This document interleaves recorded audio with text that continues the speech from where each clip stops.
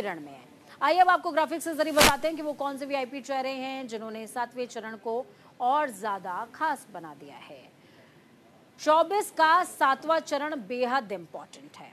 VIP चेहरों की हम बात कर रहे हैं तो सबसे पहला चेहरा जो कि बीजेपी या यूं कहूं कि एनडीए की तरफ से प्रधानमंत्री पद के दावेदार भी हैं और काशी यानी कि वाराणसी से बीजेपी के सांसद कैंडिडेट भी प्रधानमंत्री नरेंद्र मोदी। गोरखपुर आइए, गोरखपुर से रवि किशन लगातार दूसरी बार चुनावी रण में, चुनावी मैदान में अपनी किस्मत आजमा रहे हैं।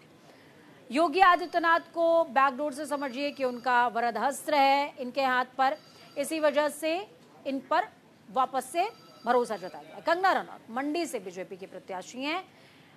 अभी अभी बॉलीवुड से इन्होंने राजनीति के अंदर एंट्री करी है। एंट्री मिलती है या नहीं मिलती, एंट्री पास लेकर के वापस चली जाएंगी बैरंग या फिर वापस आएंगी, ये देखने वाली बात होगी। विक्रमादित्य सिंह शाही परिवार से आते हैं और वीरभद्र सिंह के पोते हैं। विक्रमादित्य सिंह मंडी से कांग्रेस के प्रत्याशी भी हैं, कांग्रेस के उम्मीदवार हैं और बेहद खास अच्छा इंपैक्ट इनका है वीरभद्र सिंह की वजह से। पवन सिंह जो कि काराकाट से एक निर्दलीय प्रत्याशी हैं, ये भी एक खास चेहरा है। अनुराग ठाकुर हमीरपुर से बीजेपी के प्रत्याशी हैं, मौजूदा समय में केंद्रीय मंत्री भी हैं और लगातार चूंकि बहुत बढ़िया बोलते हैं, अच्छे वक्ता हैं और इनका भी पॉलिटिकल बैकग्राउंड हिमाचल प्रदेश के अंदर बहुत सॉलिड है। इस वजह से इनका इम्पैक्ट हमीरपुर के अंदर अच्छा माना जाता है। दादा परदादा तक की राजनीति चली आ रही है। आगे बढ़िए, रविशंकर प्रसाद जो कि पटना साहिब से बीजेपी के प्रत्याशी हैं और मौजूदा समय में मंत्रालय भी था उनके पास। निशिकांत दुबे जो कि गोड्डा से बीजेपी के प्रत्याशी हैं और चरणजीत सिंह चन्नी जालंधर से कांग्रेस के प्रत्याशी हैं, चुनावी रण में हैं, पूर्व मुख्यमंत्री रह चुके हैं। पंजाब की अब बात करेंगे। पंजाब में लोकसभा चुनाव के आखिरी और 7वें चरण में मतदान के लिए चुनाव प्रचार का शोर थम गया है। चुनाव प्रचार के आखिरी दिन सभी दलों के नेताओं ने अपनी जीत सुनिश्चित करने की कोशिश के तहत पूरी ताकत झोंक दी है। पंजाब में लोकसभा चुनाव के अंतिम चरण में 1 जून को सभी 13 लोकसभा सीटों पर वोट डाले जाएंगे और सभी 13 लोकसभा सीटों पर कुल 328, जो कि आप समझिए कि इन 57 सीटों में पंजाब की जो 13 सीटें हैं वहां पर सबसे ज्यादा उम्मीदवार है। इसको राजनीतिक विशेषज्ञ मान रहे हैं इस एंगल से कि जितने ज्यादा उम्मीदवार उतने ज्यादा कि कांग्रेस, अकाली दल और आम आदमी पार्टी मौजूदा समय में एक प्रबल दावेदार है। तो ऐसे में बीजेपी के लिए एक अच्छा अवसर है, जब वोट डिस्ट्रीब्यूट हो जाएंगे बहुत वाइल्ड स्केल में तो उनको अवसर मिल सकता है। खबरों में आगे बढ़िए और समझिए कि उम्मीदवारों की किस्मत का फैसला होना है जिनकी तादाद 328। ग्राफिक्स के जरिए समझिए कि किन किन सीटों पर कल चुनाव होना है। फरीदकोट के अंदर, फिरोजपुर, गुरदासपुर, अमृतसर, खंडूर साहिब, जालंधर, होशियारपुर, आनंदपुर साहिब, लुधियाना, पटियाला, संगरूर, बठिंडा, फतेहगढ़ साहिब, इन तमाम सीटों पर वोटिंग कल होनी है। तो पंजाब की सभी 13 सीटों पर चुनाव हैं और इन 13 सीटों के लिए 328 उम्मीदवार मैदान में हैं। चलिए, गीतांशु सेजवाल हमारे साथ ग्राउंड जीरो से जुड़े हुए हैं। गीतांशु, पंजाब का मुकाबला हर लिहाज से बेहद दिलचस्प है। अंतिम चरण के लिए पंजाब सभी के लिए इंपॉर्टेंट है क्योंकि 13 सीटें छोटी बात नहीं होती, लेकिन इन 13 सीटों के अंदर गले की हड्डी बने हैं ये 328 उम्मीदवार। सभी नहीं जीतेंगे, जीतना सिर्फ 13 को है, लेकिन वोट जरूर काट देंगे। देखिए पूजा, जिस तरीके से पंजाब के समीकरण बने पड़े हैं और अलग अलग पार्टियां जो है इस वक्त मैदान में है, सभी अपने अपने जो है दमखम दिखाने के ऊपर उतारू हैं। 1 तारीख का समय जो है 1 दिन से और कल वोट डलने हैं। साथ ही चुनावी प्रचार अब थम चुका है। यहाँ पर अगर बात करें स्टार प्रचारकों की तो प्रधानमंत्री मोदी, योगी आदित्यनाथ, राहुल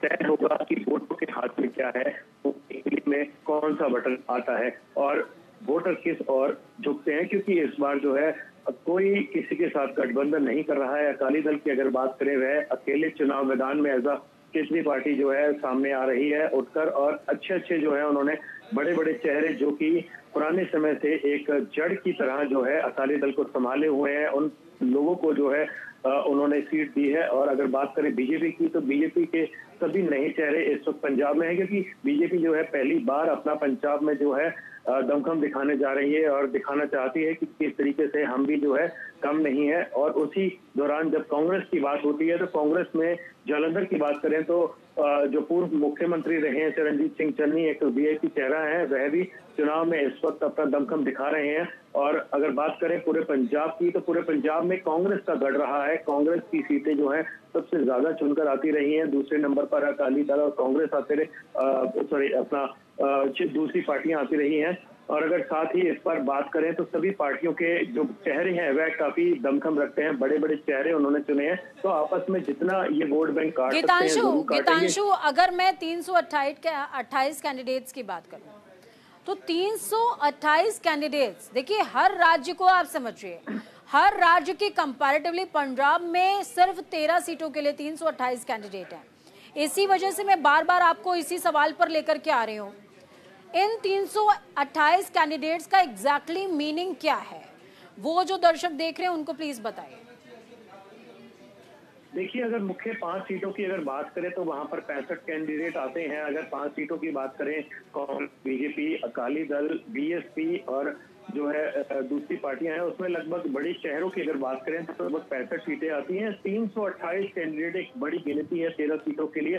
पूरे पंजाब की अगर बात करें तो की उम्मीद जो वोटर जरूर देखना चाहते हैं, क्योंकि जो है निर्दलीय किसी भी दल से नहीं है, वह वोट जो प्रत्याशी हैं वह ज्यादा खड़े हुए हैं और अपनी दमखम जो है दिखाना चाहते हैं। कोई मजाक में यहाँ पर जा रहा है, कोई अपने पूरे परिवार को लेकर खड़ा हुआ है, और नए नए चेहरे जो पार्टियों से बिल्कुल परेशान हो चुके हैं खुद मैदान में उतरना चाहते हैं, उनकी गिनती जो है बहुत ज्यादा है। और अगर मोटी मोटी अगर बात करें तो वह वोट बैंक जो है तोड़ने की जो है कहीं ना कहीं उम्मीद जरूर रखते हैं कि बड़ी पार्टियों का वोट बैंक जो है इस बार बहुत ही मार्जिन जो है कम है, और वोट बैंक अगर टूट जाता है तो कहीं ना कहीं कोई भी पार्टी जो है फिसलने का जो है उनको डर सता रहा है। इसलिए जोड़ तोड़ की कोशिश जरूर हो सकती है आने वाले दिनों में। जैसे कि अगर वोट पड़ती हैं तो उसमें देखना ये होगा कि किसको कितनी वोट पड़ती है, क्योंकि मार्जिन बहुत ही कम है।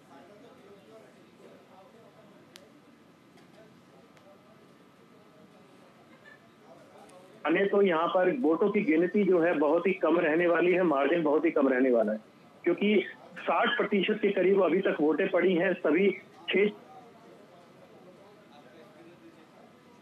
55% से लेकर 60% तक वोटें पड़ती हैं।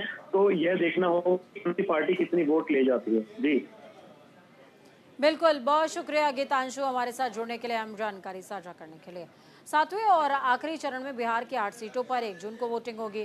बिहार में 7वें फेज में कई दिग्गजों की साख दांव पर है। बिहार में 8 सीटों पर चुनावी दंगल लड़ रहे 134 उम्मीदवारों में 50 से ज्यादा धनबल और 30 बाहुबली के रूप में जाने जाते हैं।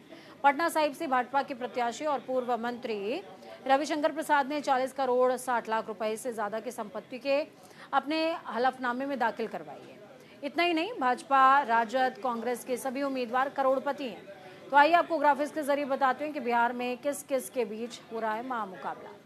बक्सर सीट में बीजेपी की तरफ से मिथिलेश तिवारी मैदान में है, आरजेडी की तरफ से सुधाकर सिंह मैदान में है। तो वहीं आरा सीट से बिहार की तरफ से बीजेपी के कैंडिडेट हैं आरके सिंह, सीपीआई-एमएल की तरफ से सुदामा प्रसाद मैदान में है।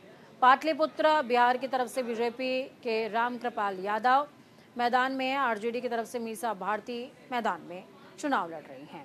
तो पटना साहिब सीट में बीजेपी की ओर से रविशंकर प्रसाद चुनावी मैदान में है, जबकि कांग्रेस की ओर से अंशुल अभिजीत मैदान में। नालंदा सीट का समीकरण समझ लीजिए, जेडीयू की ओर से कौशलेंद्र कुमार मैदान में और सीपीआई-एमएल की तरफ से संदीप सौरभ मैदान में है।